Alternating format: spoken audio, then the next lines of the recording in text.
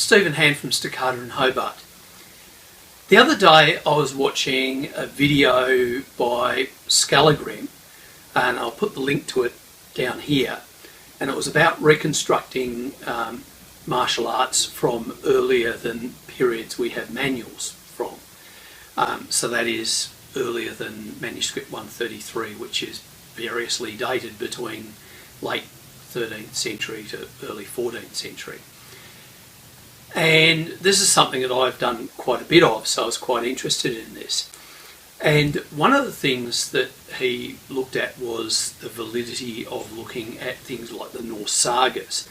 And he said, well, you've got to be really, really careful with them because they contain elements that are completely ridiculous. And one of the things that he brought up was an incident in the saga of Grettir the Strong, where he kicked a person's shield and broke his jaw.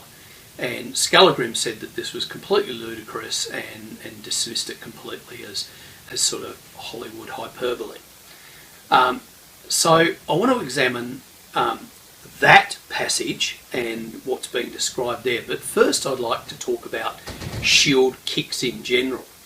Now it comes as some surprise to a lot of people that you can actually kick your opponent's shield. But we actually have a historical precedent for it. If we look at Talhoffer's Feck book from 1467, we can see on plate 134, we can see an example of a shield kick, and the text reads, "The combatant on the left charges in, kicks his opponent's shield open, and succeeds in thrusting him through." And what I'm going to do now is I'll show you an example of that.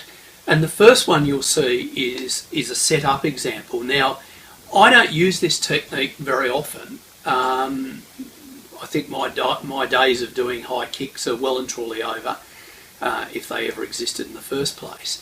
My son Lewis, who's much younger and more nimble than I am, loves this technique and uses it. Now, unfortunately, he uses it so often that I'm actually also very good at getting out of it. So we've got 3 examples here of when he attempts to use it, and you can actually see him tabling the shield, kicking the shield open. But in all 3 examples, I'm wary enough to get the hell out of the way before he can thrust me through. So the first example you'll see is one set up where it's actually going down exactly by the numbers as in the book.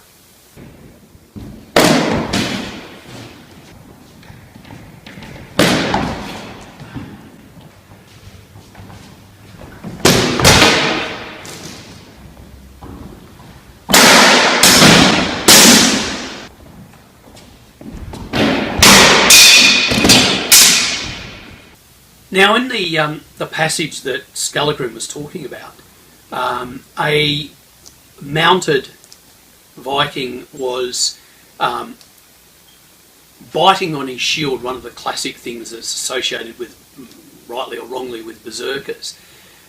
He was biting on his shield, and Grettir the Strong went up to him and kicked the underside of his shield so that it went into his mouth, and it says that it broke his jaw and that his lower jaw was hanging down onto his chest, which presumably means that the 2 bones in here were shattered.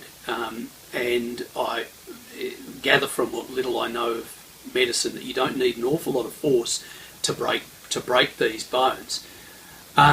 So let's look at the actual quote, and I've got 2 translations which in and of themselves are good in that they show that you can actually translate the same passage quite differently. So let's look at those translations now.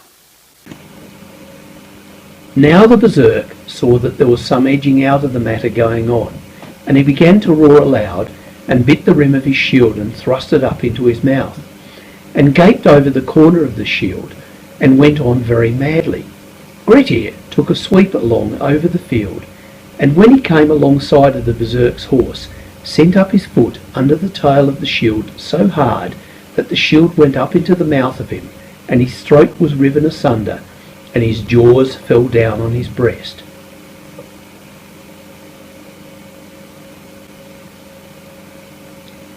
The Berserk thought they were trying to get off by talking. He began to howl and to bite the rim of his shield. He held the shield up to his mouth and scowled over its upper edge like a madman. Grettir stepped quickly across the ground, and when he got even with the Berserk's horse, he kicked the shield with his foot from below with such force that it struck his mouth, breaking the upper jaw, and the lower jaw fell down onto his chest. So now let's look at the technique in action. Now obviously I don't want to have a shattered jaw, so I'm wearing a helmet. And we didn't have a horse, so we just made do and got me at about the right height. So let's see how that actually works. Oh, Jesus Christ! Oh. Yeah.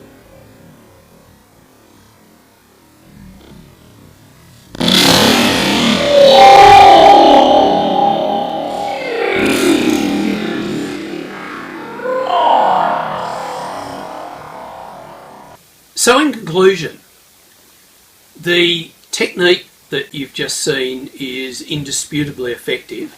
I was wearing a very solid great helm and it was really, really unpleasant. So I definitely wouldn't want to be actually biting a shield and actually have it in my mouth when somebody kicked it. I would expect to have, if not horrendous injury, I'd expect to be fairly badly injured. Now,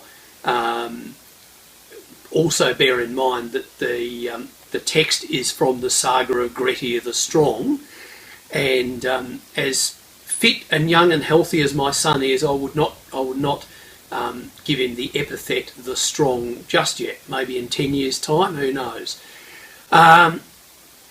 So let's not be too hasty to dismiss what we see in the sagas. Let's maybe go and test the things before we dismiss them out of hand.